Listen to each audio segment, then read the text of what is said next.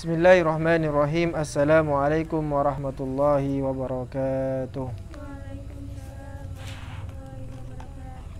Alhamdulillahi wassalatu wassalamu ala rasulillah wa ala alihi wa sahbihi wa man walah wattaba'a hudah, amma ba'd.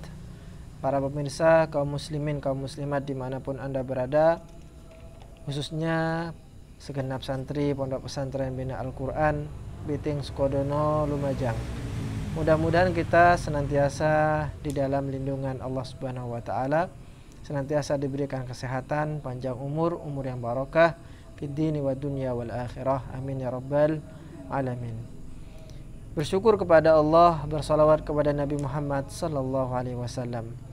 Para pemirsa, kaum muslimin, kaum muslimat dimanapun anda berada, alhamdulillah pada malam ini kita bisa melanjutkan kajian kitab kita, yaitu kitab Ta'limul Muta'allim Thariqut Ta'allum, di mana pada pertemuan sebelumnya kita telah membahas tentang pentingnya zuhud di dalam pekerjaan kita.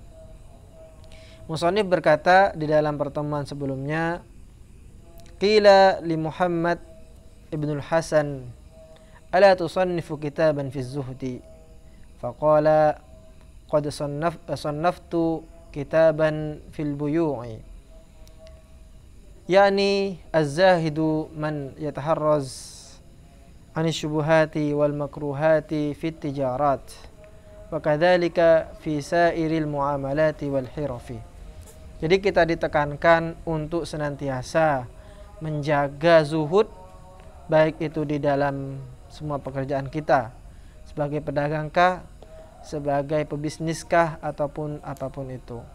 Maka seorang zuhud itu bukan berarti orang yang berada di dalam rumah yang sederhana, pakaian yang serba adanya, makanan serba ada, maksudnya makanan apa adanya, kemudian dia keluar dan mengatakan sayalah orang zuhud. Ternyata tidak. Orang zuhud itu adalah orang yang mampu menjaga hatinya di tengah gemilangnya harta yang dia punya. Harta yang dia punya dia gunakan untuk sarana mendekatkan diri kepada Allah Subhanahu wa taala. Lantas pada malam ini kita akan membahas satu tema lanjutan dari pembahasan sebelumnya, yaitu batasan haram dalam profesi. Atau dalam bahasa yang lebih sederhana, apapun pekerjaan Anda, maka sampean harus tahu di manakah batasan-batasan haram dan halalnya. Qala al-musannifu rahimahullah wa nafa'ana bihi wa bi'ulumihi fid dharain amin. Wa kullu man ishtaghala bi syai'in minha yuftaradu alaihi ilmu at-taharruzi 'anil harami fihi, wa kadzalika yuftaradu alaihi ilmu ahwalil qalbi minat tawakkuli wal inabati wal khasyati war ridha, fa innahu waqi'un fi jami'il ahwali. Bismillahirrahmanirrahim. Wa kullu man utawi saben-saben wong, wa kullu man utawi saben-saben wong, istaghala kang ketungkul sapa man, istaghala kang ketungkul sapa man, bisyai'in kelawan suwici-wici, minha sangking muamalat, iku yuftaradu ten farduake,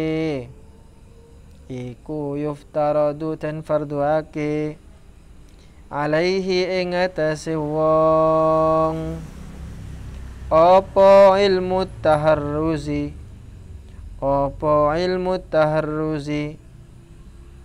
ngilmu ning reksa,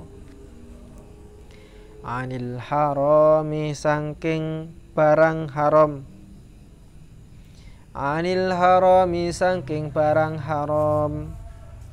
fihi ing dalam suwici-wici,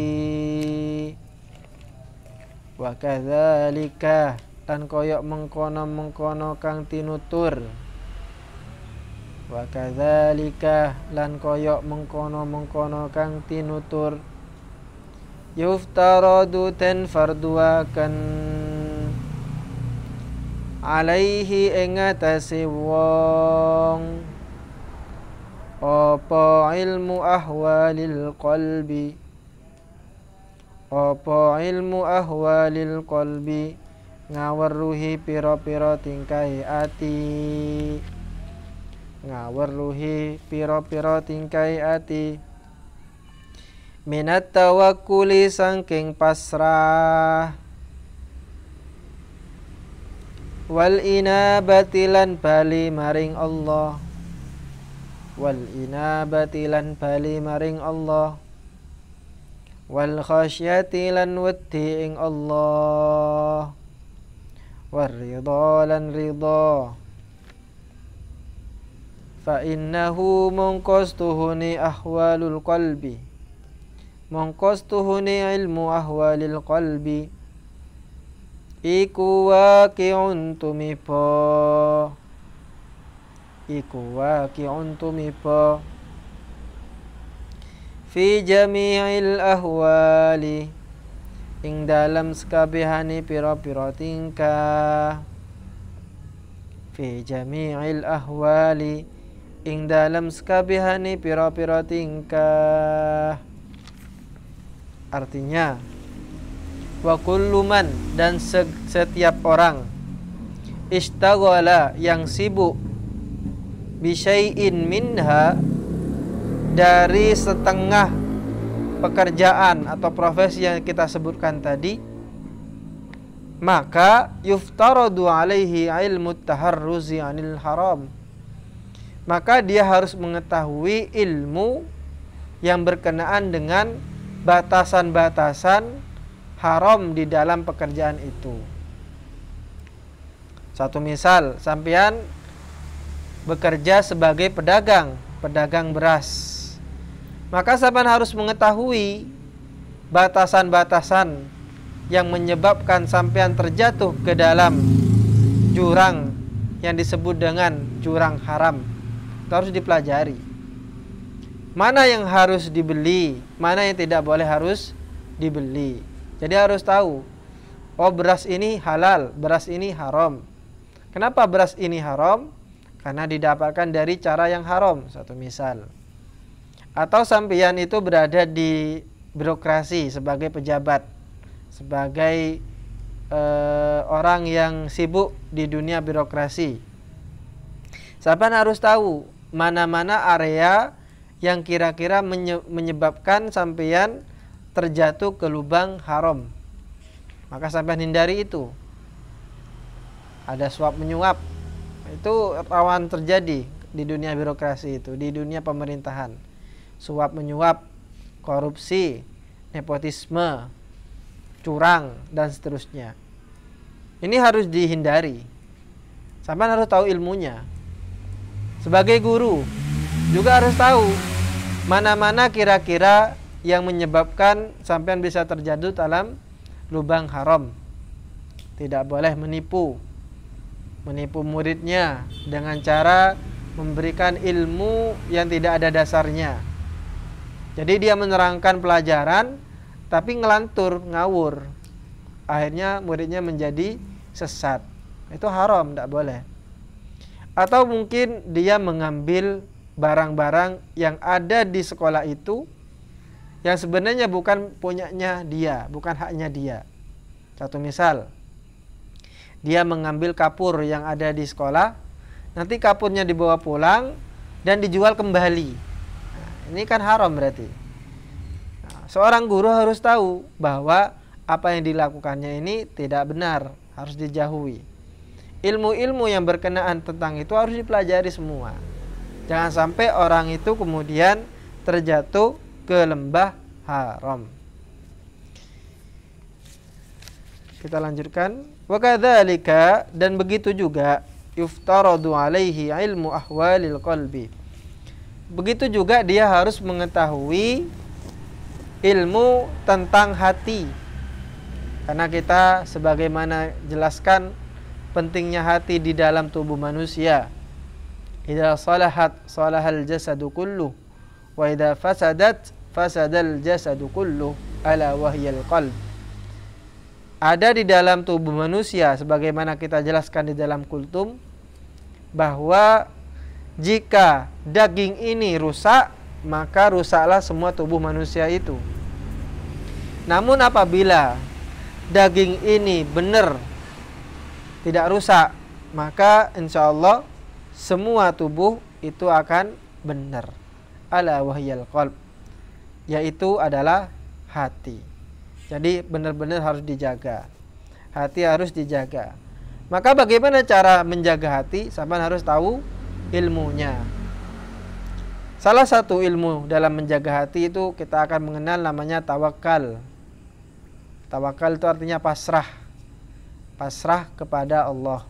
Setelah sampai berusaha, setelah itu berdoa kepada Allah, maka pasrahkan hasilnya itu kepada Allah. Contohnya seperti ini. Aziza sudah berusaha latihan giat. Kalau ada seminar-seminar, satu misal, dia ikuti. Di sekolah dia senantiasa berlatih sama gurunya. Pulang sekolah dia tidak berhenti di situ, tapi juga berlatih olahraga, lari dan seterusnya. Kemudian ketika hari perlombaan, Aziza datang dengan semangat tinggi, sudah makan, sudah semuanya persiapannya sudah bagus. Kemudian bertanding. Nah, setelah pertandingan, tentu Aziza mengharapkan hasil yang baik.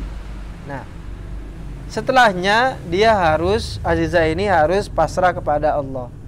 Setelah semuanya dilakukan, usaha sudah dilakukan, doa sudah, maka pasrahkan kepada Allah. Apakah nanti akan menang atau tidak, ini pasrahkan kepada Allah. Yang penting kita sudah berusaha. Itu namanya tawakal.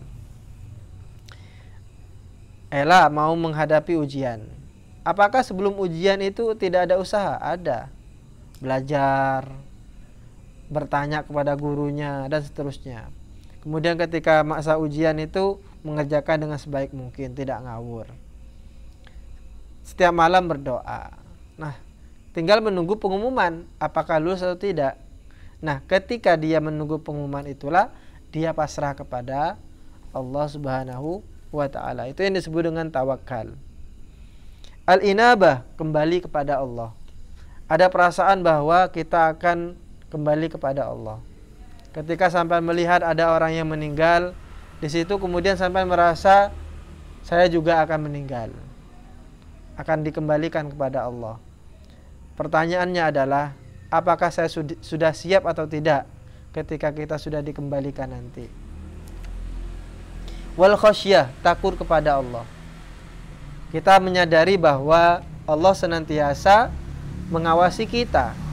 Baik itu kita dalam keadaan bersama teman kita rame-rame, atau dalam keadaan kita menyendiri di kamar sendirian. Percayalah bahwa Allah sedang mengawasi kita. Kalau kita percaya itu bahwa Allah mengawasi kita, maka nanti timbul perasaan khasyah, takut kepada Allah Subhanahu wa ta'ala. Perlu dipahami bahwa takut kepada Allah dengan takut kepada selain Allah itu berbeda. Kalau takut kepada Allah, maka kita mendekat kepada Allah. Tapi kalau takut kepada selain Allah, maka kita lari dari yang kita takuti itu. Sampai takut kepada singa. Yang sampai lakukan apa? Ketika bertemu dengan singa, lari. Sampai takut corona. Yang sampai lakukan ketika bertemu dengan corona apa? Lari, menghindar. Sampai takut hantu, sampai menghindar. Tapi kalau takut kepada Allah tidak, bukan menghindar, tapi malah mendekat. Itu perbedaannya. Maka jangan dibenturkan. Selama ini kan kita mendengar perkataan seperti ini. Ngapain takut sama corona? Takut itu hanya kepada Allah. Beda. Takut sama Allah dengan takut kepada corona itu berbeda. Takut kepada Allah maka sampean mendekat kepada Allah. Takut sama corona sampean menjauh kepada corona itu. Dengan cara apa? Ya menghindar. Pakai masker, jaga jarak, cuci tangan, jauhi kerumunan dan seterusnya.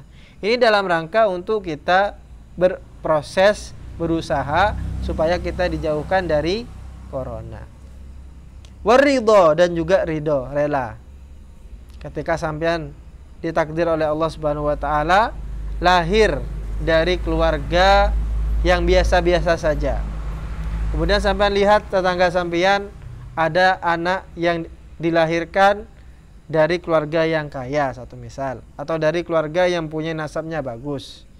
Nah, maka kita harus rela, ridho dengan ketentuan yang Allah telah tentukan kepada kita.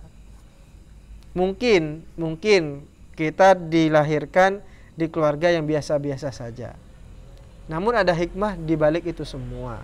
Mungkin Allah menginginkan kita supaya kita berusaha lebih, kita berproses sehingga pada akhirnya kita akan sukses sendiri. Bukan sukses dari orang tua.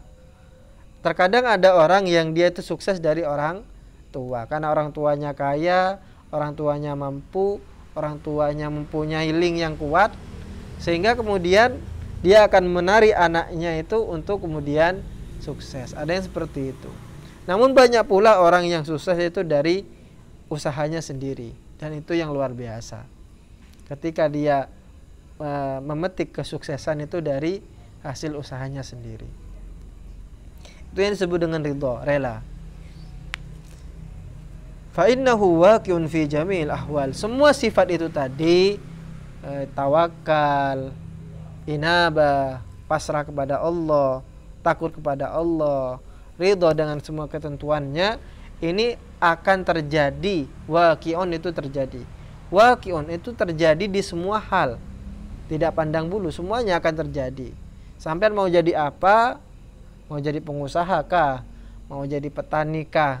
Mau menjadi presiden kah? Semuanya ini dibutuhkan sifat-sifat ini.